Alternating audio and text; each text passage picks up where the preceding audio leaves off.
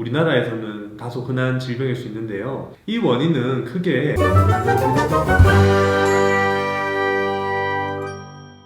안녕하세요.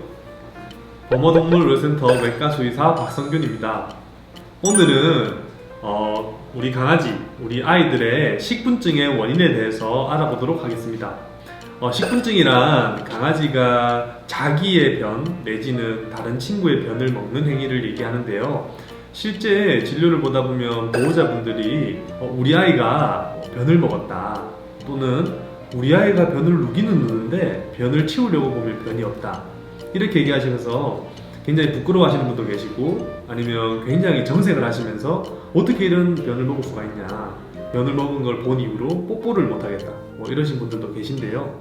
오늘 식분증이 왜 생기는지, 식분증의 원인에 대해서 같이 한번 알아보도록 하고, 또 하나 어떻게 하면 우리가 우리 아이의 식분증을 현명하게 치료할 수 있는지에 대해서 알아보도록 하겠습니다. 사실 식분증이란 질병 카테고리가 실제 우리나라에서는 다소 흔한 질병일 수 있는데요. 이 원인은 크게 분양 환경, 특히 이제 우리 아기를 데려오는 그 분양 환경에서의 첫 번째, 그리고 두 번째는 우리가 아기를 키우는 반려 환경에서의 원인이 두 번째입니다. 자, 왜 그럴까요? 실제 우리 아이가 자기의 변 내지는 친구의 변을 먹는 이유는 크게 네 가지예요. 첫 번째, 자기가 지키고 싶은, 자기가 공간이라고 생각하는 자기 영역에서는 변을 누고 싶지 않은 습성이 있어요. 그거는 사람도 마찬가지죠. 자기가 잠자는 곳에서 변을 눈다는 거는 있을 수 없는 일인데요. 실제 우리 아이들이 분양되기 전에 대부분의 강아지들이 아주 조그만한 분양장에서 입양을 기다리게 됩니다. 그 공간 안에서 변도 누고 밥도 먹고 하다 보니까 자기 공간을 지키고 싶다, 자기 공간에 변이 없었으면 좋겠다는 생각으로 변을 섭취하는 경우가 있습니다. 두 번째 이유입니다. 실제로 사람도 우리가 유치원생이나 아주 어릴 때는 변이 지저분하다, 내지는 내 소변이 지저분하다는 거를 본능적으로 인지하지 못해요. 실제로 부모님이 알려주기도 하고요, 아니면 유치원에 갔더니만 유치원 선생님께서 변이 더럽다, 이런 어떤 관념들을 설명해 주기도 하는데, 실제 우리 강아지 또는 고양이, 친구들도 이러한 교육이 필요합니다. 보통은 이러한 교육을 엄마나 동배 새끼들을 통해서 간접적으로 내지는 직접적으로 교육을 받게 되는데요. 이러한 교육을 받는 시점이 태어나고 2개월까지입니다. 2개월 안에 배변 훈련에 대한 교육을 엄마한테 받게 되는데, 실제 우리가 분양을 받는, 특히 이제 농장에서 아기들 데려오는 경우에 이러한 교육을 받기 전에 샵이나 애견센터에 아기가 들어가게 되고, 그 안에서 혼자 지내다 보니까 올바른 배변 훈련을 받을 기회가 없어요. 이러한 이유가 두 번째 이유입니다. 세 번째 이유입니다. 세 번째 이유는 영양소의 부족 때문인데요. 실제로 사람도 우리 옛날 얘기를 듣다 보면 영양소가 부족하고 먹을 것이 부족한 경우에서는 사람의 오줌을 먹기도 하죠. 이것처럼 우리 강아지들도 실제 영양소가 부족했을 때는 자기 변을 먹을 수가 있어요. 요즘 같은 시대에는 사실 흔하지 않지만 진료를 보다 보면 이러한 이유로 변을 먹는 경우도 때때로 볼 수 있는데요. 그러한 이유가 우리가 샵에서 분양을 받을 때 사료를 10알을 먹여라, 12알을 먹여라, 이렇게 적어주는 경우들이 있어요. 그러면 그거는 지금 당장에 우리 애한테 필요한 사료의 양을 말하는 건데,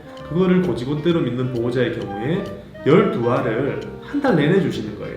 한 달 내내 주다 보니까 아기는 마르게 되고, 그러면 사료를 먹고 난 다음에 충분히 흡수가 되지 않은 변을 배설을 했는데 배는 고프고, 그러다 보니까 영양소의 섭취를 위해서 변을 먹는 경우도 있어요.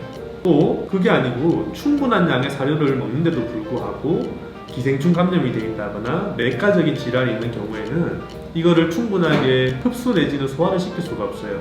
그런 경우에는 변에서 소화되지 않은 영양소, 소화되지 않은 변이 나오게 되고, 여기서 영양소의 냄새가 나니까 변을 먹는 행위가 나타날 수 있습니다. 네 번째, 불안감 때문에 식분증을 먹는 경우도 있어요. 이런 경우는 질병적인 원인도 아니고 환경적인 요소도 아닌 심리적인, 행동학적인 부분의 문제인데요. 실제 우리 애기가 어릴 때는 배변 실수를 누구나 할 수 있습니다. 근데 배변 실수를 했을 때 샵에서도 혼을 내고, 집에 왔더니만 보호자분도 혼을 내고, 즉 우리 아이는 변을 누는 행위 내지는 변이 보호자한테 보였을 때 혼이 난다라고 인지할 수 있어요. 그러면 아이는 변에 대해서 막연한 불안감을 느끼게 되고 자기 변을 먹어서 숨겨버려야겠다. 그래서 혼이 나지 않아야겠다라고 생각할 수 있어요. 그래서 이러한 불안감 때문에 변을 먹는 이유가 네 번째입니다. 그리고 하나 더 있습니다. 지금 식분증은 대부분 이제 반려한 지 한 달 된, 두 달 된 어린 친구들한테 대부분 식분증이 많은데 다 큰 우리 아이, 뭐 3살, 4살이다. 식분증이 없던 친구가 갑자기 변을 먹기 시작한다는 것은 내과적인 질병을 의심해 볼 수 있습니다. 대표적인 게 첫 번째 기생충 감염, 두 번째는 내분비 질환, 즉 소화가 잘 되던 친구가 소화가 안 된다거나 아니면 어떠한 특정 이유 때문에 변을 먹는 거기 때문에 다 큰 친구가, 특히 변을 안 먹던 친구가 변에 대해서 관심을 보이고 변을 입에 댄다면 꼭 병원에 가셔서 진료를 보셔야 합니다. 자, 그러면 보기도 힘들고 실제로 봤을 때 속도 불편해지는 이 식분증 어떻게 하면 해결할 수 있냐, 이 해결 방법에 대해서 같이 알아볼 건데요. 가장 많이 알려진 방법은 아마 변에 어떤 물체들을 뿌리는 걸 거예요. 스프레이를 뿌려가지고 뭐 변 냄새를 없앤다, 스프레이를 뿌려가지고 강아지가 싫어하는 어떤 향을 풍기게 하겠다 라는 방법인데, 실제로 이 냄새를 없애는 이 스프레이가 우리 강아지 몸에 좋지 않기 때문에 미국에서는 권장되지 않는 방법으로 알려져 있어요. 해결 방법입니다. 첫 번째는 사료를 주는 빈도나 양을 조금 늘려보시는 겁니다. 어린아이, 사람 같은 경우에 잘 생각해 보시면 유치원생이 아침에 일어나면 밥을 먹어요. 그리고 어린이집에 가면 도착하자마자 간식을 줍니다. 그리고 1시간 놀다가 또 간식 주고, 밥 먹고 낮잠 자고 나면 간식 주고, 집에 오면 밥 먹고 간식 먹고 하죠. 실제로 우리 성인과 다르게 어린 아이들, 특히 이제 성장하는 친구들, 반려동물도 마찬가지입니다.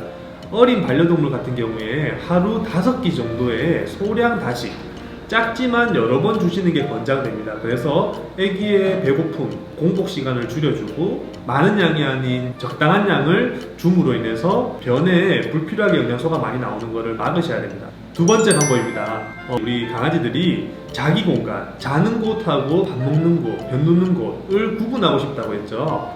따라서 실제로 변 누는 공간과 밥 먹는 공간, 자는 공간을 분리를 해주시는 게 식분증을 막는 데 큰 도움이 될 수 있습니다. 이런 방법으로도 식분증이 고쳐지지 않는다면 특효 방법이 있습니다. 하루 2번 산책을 하면서 산책 배변을 한다면 우리 아이의 식분증이 대부분 고쳐지게 됩니다. 처음에 말씀드린 것처럼 식분증이란 게 미국과 같이 배변 산책, 특히 밖에서 키우거나 산책을 루틴하게 하는 환경에서는 잘 없는 질병이라고 말씀드렸는데요. 산책 배뇨를 통해서 변을 누게 되면 첫 번째, 자기 공간이 아닌 곳에서 변을 누게 되기 때문에 그 변을 먹는다는 생각도 하지 않게 되고, 실제로 우리 입장에서 보더라도 강아지가 변을 내 침대 옆에 놓을 때는 혼을 낼 수 있지만 산책하다가 변 놓는 거는 혼내지 않잖아요. 그러니까 변에 대해서 우리 아이들이 거부감도 많이 줄어들게 돼요.